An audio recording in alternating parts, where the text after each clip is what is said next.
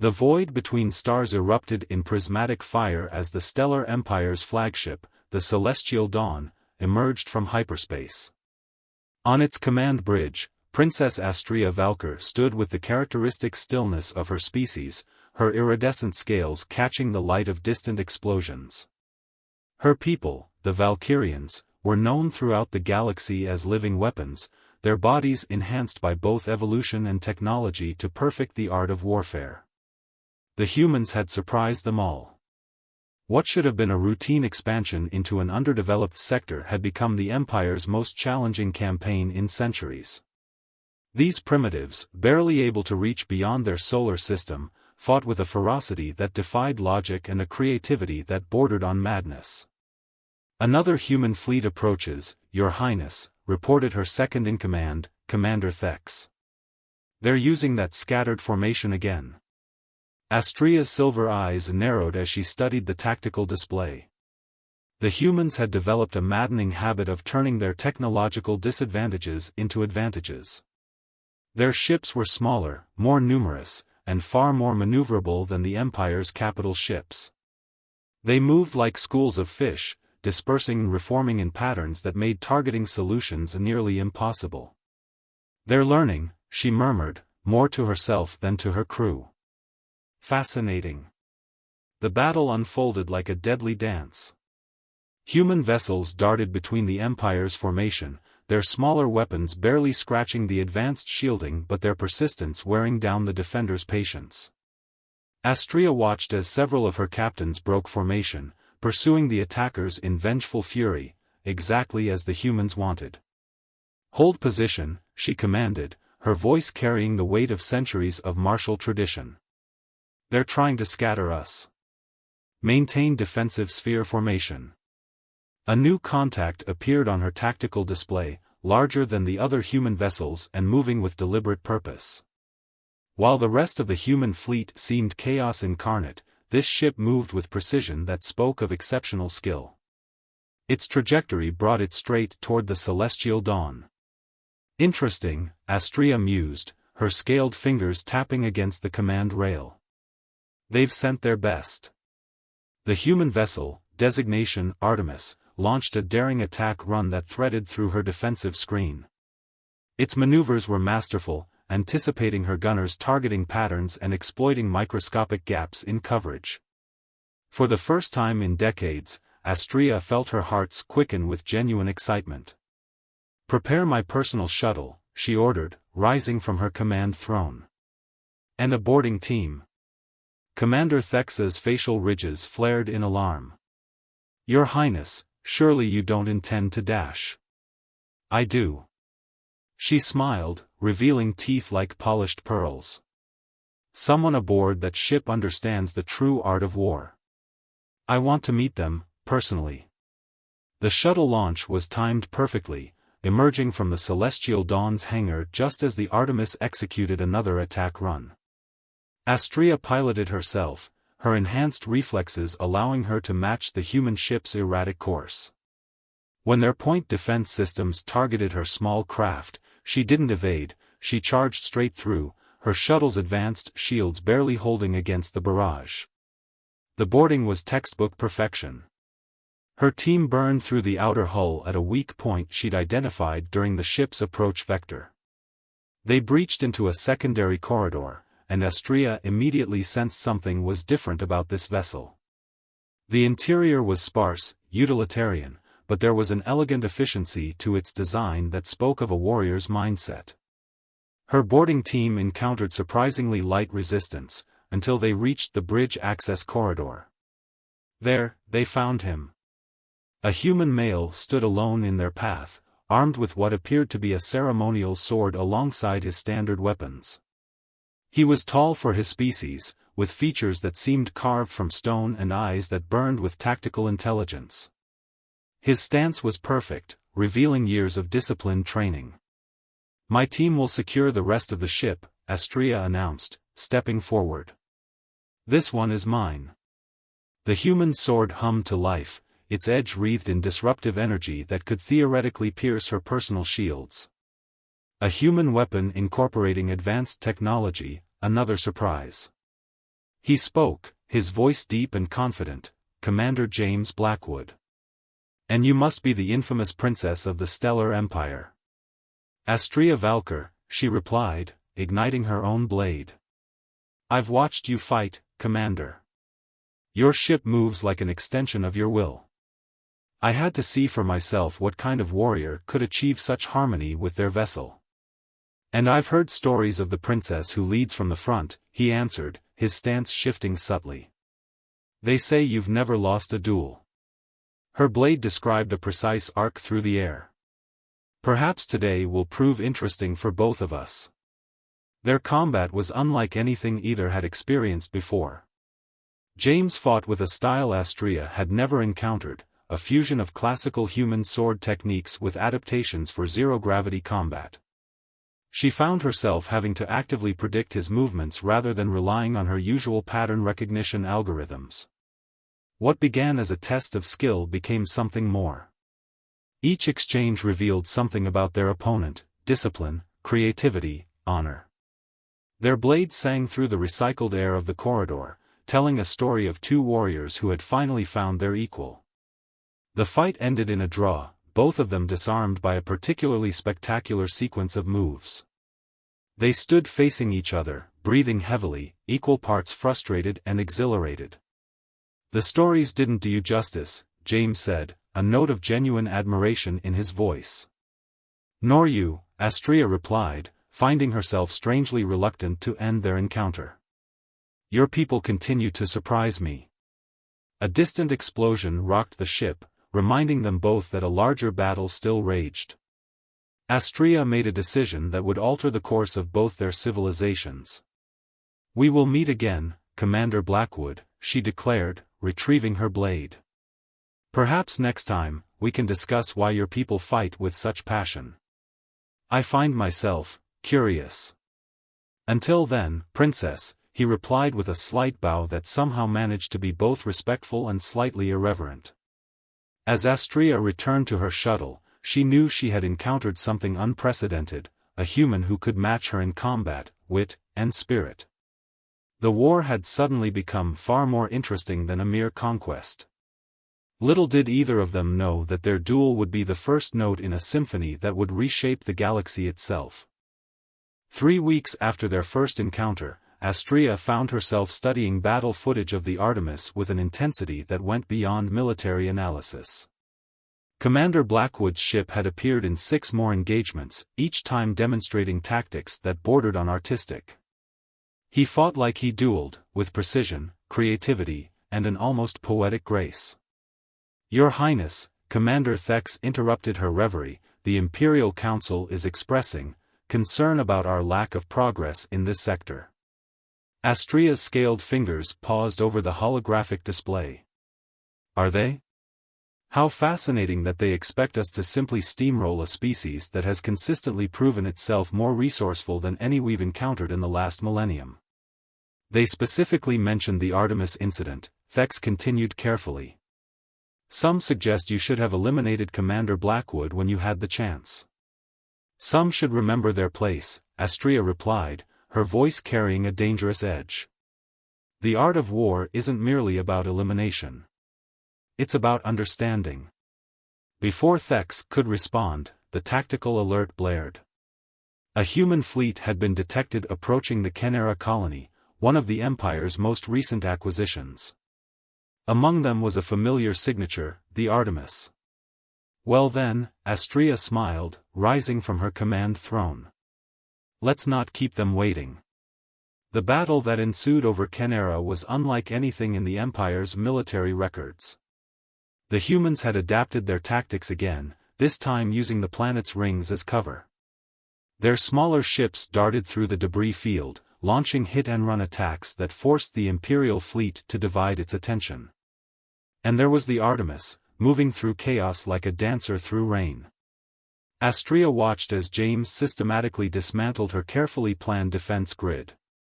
He wasn't just fighting, he was sending her a message, demonstrating his understanding of her strategies and challenging her to adapt. Clever, she murmured, making minute adjustments to her fleet's formation. But let's see how you handle this. She ordered her ships to release clouds of self-replicating nanites into the debris field. The tiny machines began assembling themselves into webs of sensor-scrambling material, effectively turning the humans' hiding place against them. The human fleet adapted quickly, but in doing so, they had to abandon their carefully planned assault vectors. All except the Artemis, which charged straight through the nanite web toward the celestial dawn. "Your Highness," Thex warned, "he's on a direct collision course." "No," Astrea corrected, watching the tactical display with growing excitement. "He's offering another dance." At the last possible moment, the Artemis pulled up alongside the celestial dawn, matching its velocity perfectly. Both ships hung in space, barely a kilometer apart, while chaos reigned around them. The communication request was unexpected but not unwelcome. Princess Astrea, James's hologram materialized on her bridge, looking somewhat worse for wear but still carrying himself with that peculiar human dignity. "I believe I owe you a rematch." "Commander Blackwood," she returned smoothly, noting how her bridge crew tensed at this unprecedented breach of protocol. "Your timing is impeccable, if somewhat dramatic." "I thought you might appreciate the theatricality," he smiled, and she found herself noticing the way his eyes crinkled at the corners. "After all, you did say you wanted to understand why we fight with such passion." "I did," she agreed, rising from her throne. "Though I doubt the Imperial Council would approve of a diplomatic discussion in the middle of a battle. Since when does a warrior of your caliber need the Council's approval for a tactical investigation?" His words struck a chord. Throughout her centuries of service to the Empire, Astrea had always chafed against the Council's rigid thinking. They saw war as a mere exercise in superiority. They didn't understand its artistry, its potential for revelation.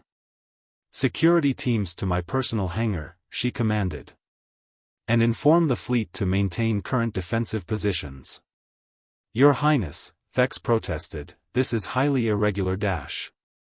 "The entire human race is highly irregular, Commander," she cut him off.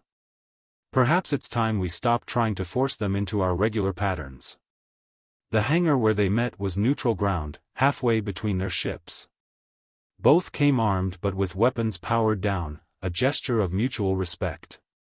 James had switched his energy sword for a traditional steel blade, the metal gleaming under the hangar's harsh lights.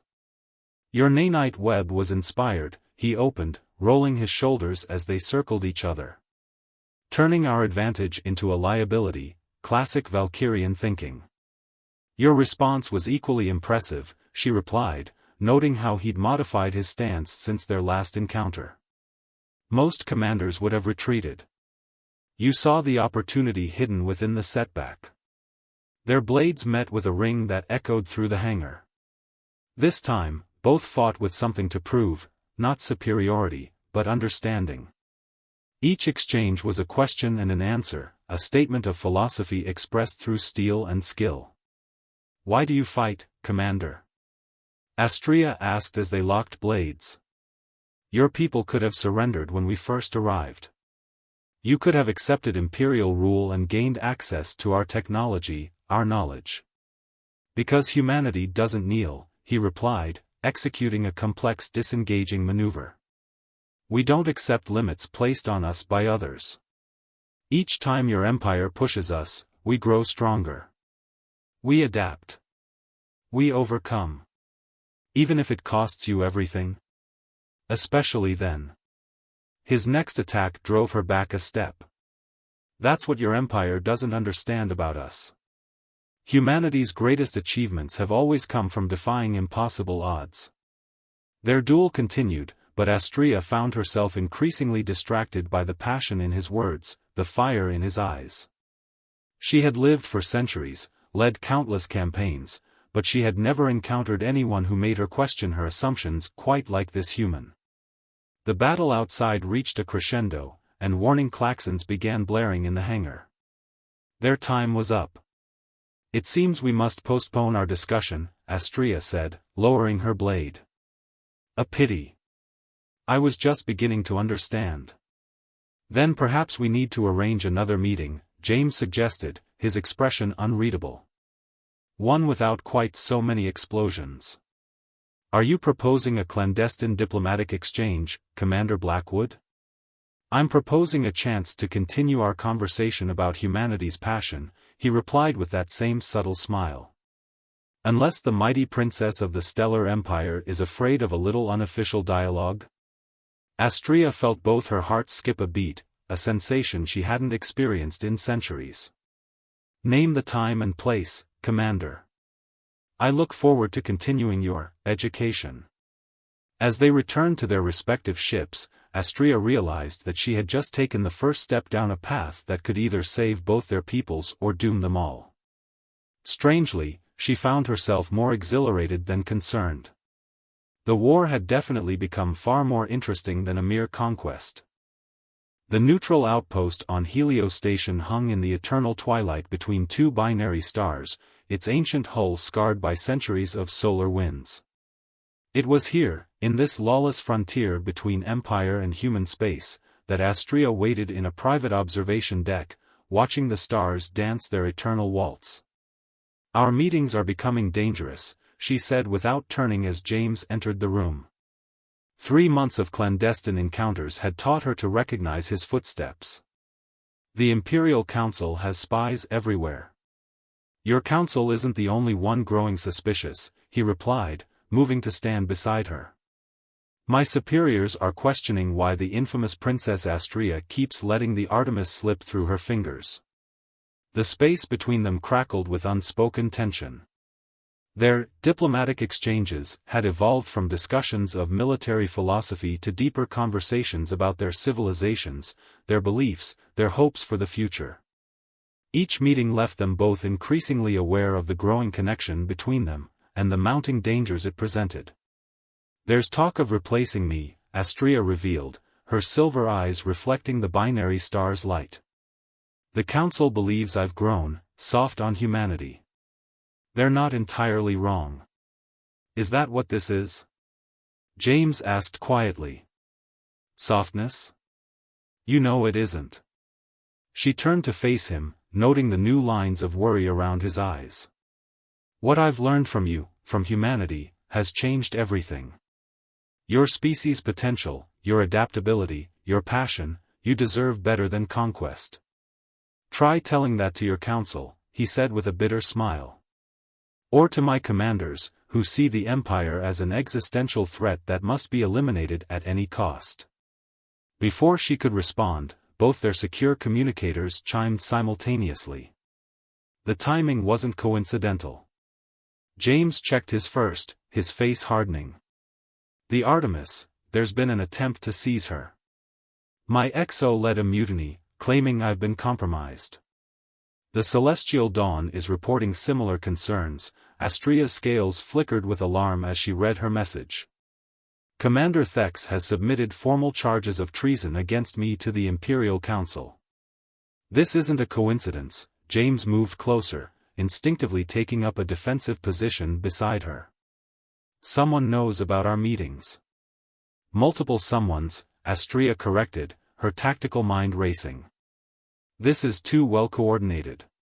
The war hawks on both sides must be working together. They'd rather see both our civilizations destroyed than risk peace. The observation deck's doors slid shut with an ominous hiss. Security force field activated, bathing them in a subtle blue glow. We're locked in, James drew his sword, the steel catching starlight. And I'm guessing this station isn't as neutral as advertised. It never is.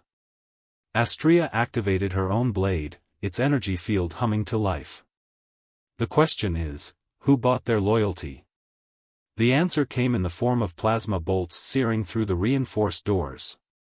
Both Imperial and human special forces poured into the room, their unlikely alliance proved by their coordinated attack pattern. Fighting together to keep us apart, Astrea noted with grim amusement. The irony would be delicious if it weren't so tragic. James had already moved to cover her flank, their months of sparring having forged an instinctive understanding of each other's movements. Any chance of talking our way out of this one? Diplomacy does seem to have failed us, she agreed, deflecting the first wave of shots with her energy blade. Shall we try violence instead? What followed was a dance of death that proved why both of them were considered legendary warriors. James's blade seemed to be everywhere at once, parrying attacks while creating openings for Astria's more powerful energy weapon. She, in turn, used her enhanced speed and strength to protect him from overwhelming force, their movements perfectly synchronized. "Your Highness," one of the Imperial soldiers called out, "stand down. The Council has ordered your immediate return for rehabilitation." Commander Blackwood, a human officer, added, "You're under arrest for treason and conspiracy with the enemy." "Enemy?" Astria's laugh was sharp as broken glass. "We've been fighting this war so long we've forgotten how it started. Look at yourselves, sworn enemies working together to maintain a conflict that serves no one but the power-hungry on both sides. They're afraid," James realized, his blade describing deadly arcs through the air. "Not of us individually, but of what we represent. Change. Understanding. The possibility of peace. Then let's give them something real to fear," Astria suggested, her eyes gleaming with battle light. Together, they launched a counterattack that would be spoken of in whispers for years to come. James's subtle skill complemented Astria's raw power perfectly, turning the observation deck into a killing ground. Yet they were careful to wound rather than kill, disabling their attackers with precision strikes. "We need to reach my ship," James said as they fought their way toward the deck's emergency airlock. "The Artemis's loyal crew will have regained control by now." "The celestial dawn is lost to me," Astria acknowledged grimly. "Thex will have turned my entire command staff against me. He's been waiting for this opportunity for decades." More forces were converging on their position. They had minutes at most before they would be overwhelmed by sheer numbers. "Come with me," James said suddenly, his voice intense. "To the Artemis. We can find a way to expose this conspiracy, to show both sides the truth." Astria hesitated for a fraction of a second. Centuries of loyalty to the Empire warred with everything she had learned about humanity, about herself, in these past months. "Your Highness," one last Imperial soldier stepped forward, an older warrior she had known for decades. "Please. Don't throw away everything you are for this." She looked at the soldier, then at James, and finally understood. "I'm not throwing away what I am," she said softly. "I'm becoming something more. Something better." Their escape from the station would become legend, though few would know the true story. The Princess of the Stellar Empire and the human commander, fighting side by side, proving that the greatest battles are won not through force of arms but through the courage to choose a different path. As the Artemis broke away from Helio Station, carrying them both into an uncertain future, Astria watched her old life fade into the star-strewn darkness. "We'll be hunted by both sides now," she said, feeling strangely free despite everything they had lost. "Then we'll have to find allies who can see beyond ancient hatreds," James replied, standing close enough that she could feel the warmth radiating from his human skin. "There must be others like us, on both sides, who are tired of this endless war." Astria nodded, her mind already working on their next move. They were warriors without armies, leaders without peoples, but together they had something more powerful than military might, a vision of what could be. The war had indeed become more than a conquest. It had become a crucible for change, and they were its catalysts. The Artemis drifted silently through the debris field of what had once been Forward Station Delta, its sensors scanning for signs of survivors. In the 3 months since their escape from Helio Station, Astria and James had discovered something far more sinister than political conspiracy. "Another one," Astria murmured, her scaled fingers dancing across the tactical display. "That makes 7 installations destroyed in the same manner. 3 Imperial, 4 human. And always the same pattern," James added, standing close enough that she could sense his frustration. "No warnings, no demands, just complete atomic dissolution of the target." They had been tracking these attacks while evading pursuit from both their former forces. Each destroyed facility revealed the same terrifying signature: matter broken down at the quantum level, leaving nothing but atomic dust and radiation. "My people have legends," Astrea said slowly, "of an ancient race that wielded such power. The Void Makers. But they vanished eons ago, before even the Empire arose." "Could they have returned?" James asked, studying the sensor readings. "Or perhaps someone found their technology." Before she could answer, the Artemis's proximity alert screamed to life. A massive energy signature had appeared seemingly from nowhere, dwarfing anything their sensors had encountered before. "By the stars," Astrea breathed, watching as a vessel materialized before them. It was organic and crystalline at once, its surface rippling like liquid metal under starlight. The legends were true. The alien ship's size made even Imperial dreadnoughts look like toys in comparison. Its very presence seemed to distort the fabric of space around it. "They're hailing us," James reported, his hand instinctively seeking hers. "All frequencies, all languages simultaneously. Put it through." The voice that filled the bridge was neither male nor female, neither singular nor plural. It resonated in their bones and echoed in their minds. "Children of dust," it said, "your quarrels amuse us. Your weapons interest us. Your potential concerns us. You've been testing our defenses," Astrea realized. "Studying how both sides respond to attack. The strong survive. The weak perish. This is the law of the cosmos."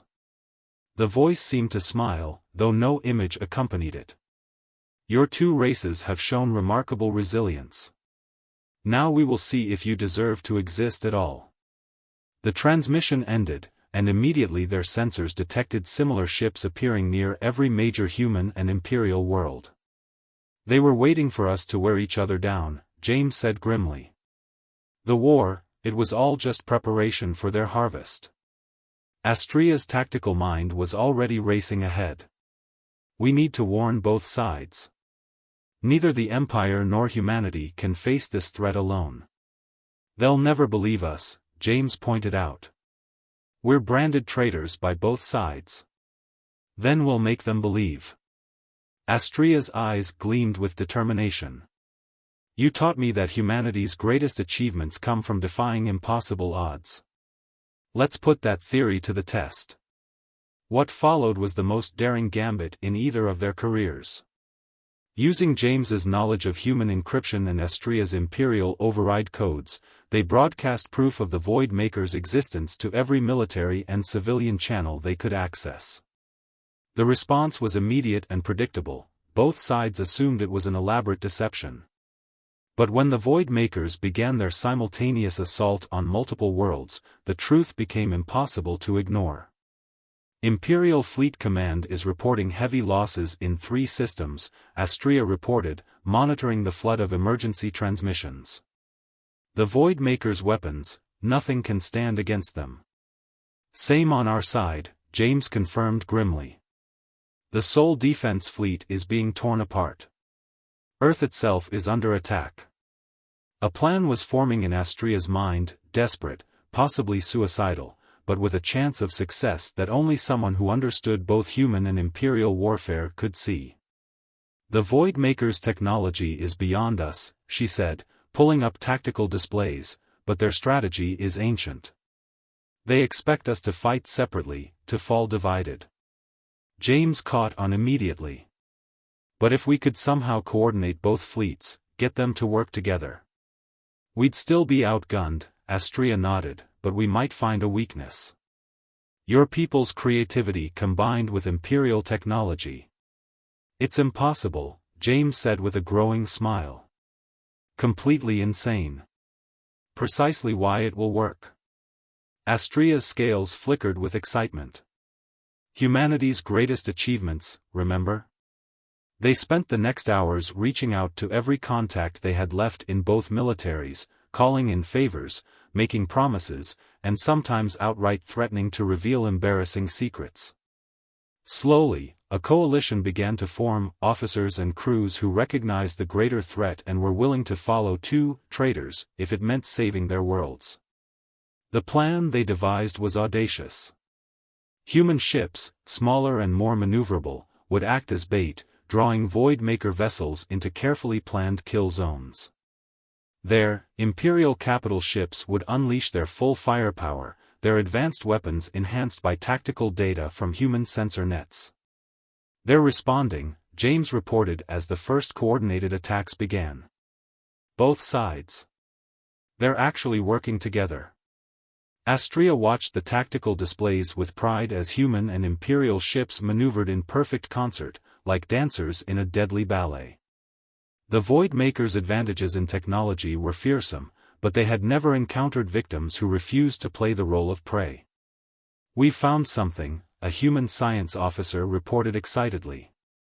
"Their quantum dissolution weapon, it creates a momentary feedback surge in their own shields. If we time our attacks precisely. Send targeting data to all ships," Astria commanded. "Show them how to exploit the weakness." The tide of battle began to turn, not through overwhelming force but through the kind of desperate innovation that arose when two different ways of thinking combined. Human creativity merged with Imperial precision, each making the other stronger. Standing on the Artemis's bridge, watching their forces fight as one, Astria felt James's hand find hers again. "Whatever happens," he said softly, "we proved it was possible. Our people can work together." "We proved more than that," she replied, squeezing his hand. "We proved that understanding your enemy is better than destroying them. That love can build stronger bonds than hate." The battle raged on around them, but in that moment, both knew they had already achieved their greatest victory. They had shown both their peoples a better way forward, together. The combined human Imperial fleet hung in formation around Earth's orbit, a sight that would have been unthinkable just months ago. The Voidmaker's final assault had been repelled at terrible cost, but victory had forged something unprecedented, genuine cooperation between the two civilizations. Aboard the Artemis, Astria stood before the viewscreen, watching the cleanup operations with mixed emotions.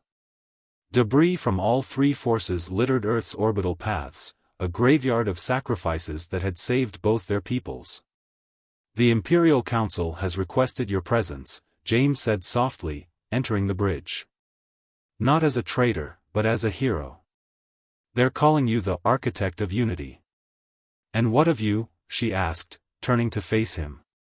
The months of battle had left their mark, a new scar across his cheek, more silver in his hair, but his eyes still held that fire that had first drawn her to him. "What are your people saying?" "That a human-alien alliance saved Earth," he smiled wryly. "Though they're careful not to mention exactly how close that alliance has become." The unspoken truth hung between them. Their partnership had evolved into something deeper, more profound than either had imagined possible. Love, it seemed, transcended species. "The Council won't accept this," Astria said, gesturing between them. "Even after everything that's happened, there are traditions, expectations." "And what do you want?" James stepped closer, his voice soft but intense. "You've served the Empire for centuries, lived by their rules. But you've changed, Astria. We both have." Before she could respond, a priority transmission cut through their moment. The Imperial Council and Human High Command had reached a decision about the future of their civilizations, and the architects of their unlikely alliance.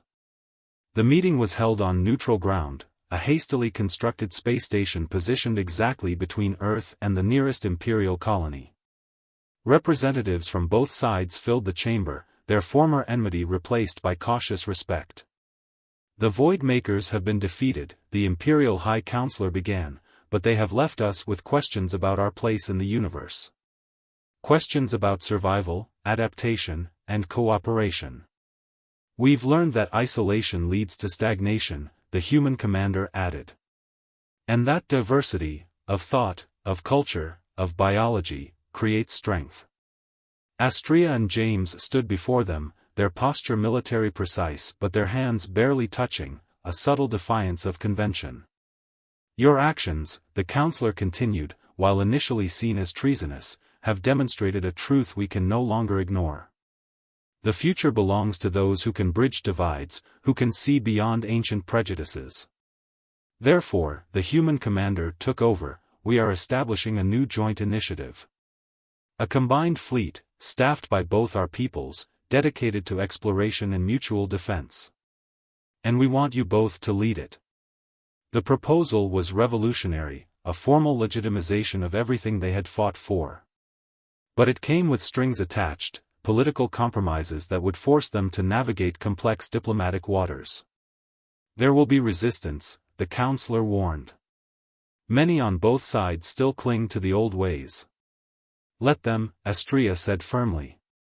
We've proven that change is not only possible but necessary. Our peoples are stronger together than apart. And those who doubt need only look at what we've accomplished, James added. Not just defeating the Void Makers, but creating something new. Something better. The formal ceremony that followed was broadcast across both civilizations. The sight of a Valkyrian princess and a human commander exchanging not just military honors but a public declaration of love sent shockwaves through conservative elements of both societies. But they had earned this moment, paid for it with blood and sacrifice and unwavering faith in each other. Later, alone in their quarters aboard the newly commissioned Unity, a hybrid vessel combining the best of both civilizations' technology, they finally had a moment to contemplate their future. I've lived for centuries, Astrea mused, watching the stars through their viewport. Led armies, won wars, served an empire. But I never truly lived until I learned to see beyond what I thought was possible. James drew her into his arms, marveling at how natural it felt now, the cool touch of her scales against his skin, the dual beating of her hearts against his chest. So what's next? He asked. We've changed two civilizations, defeated an ancient evil, and broken just about every rule in both our cultures. Next. Astrea smiled, her silver eyes gleaming with that familiar mix of warrior's pride and loving warmth. We explore. We build. We show everyone that love isn't just about finding someone like yourself, it's about discovering something new in your differences. The Unity's engines hummed to life, preparing for its maiden voyage. Above them, the combined fleet assembled in formation, a physical testament to the power of understanding over fear, of unity over division. Together? James asked, though he already knew the answer. Always, Astrea replied, sealing the promise with a kiss that bridged worlds. As the Unity jumped to hyperspace, carrying them toward whatever adventures awaited, both knew they had written more than just their own love story. They had written the first chapter of a new era, one where the stars themselves were no longer a barrier between peoples, but a bridge to infinite possibilities. The war that had brought them together was over. The peace they had fought for was just beginning. And their love, defying biology, culture, and cosmic odds, would light the way forward for generations to come.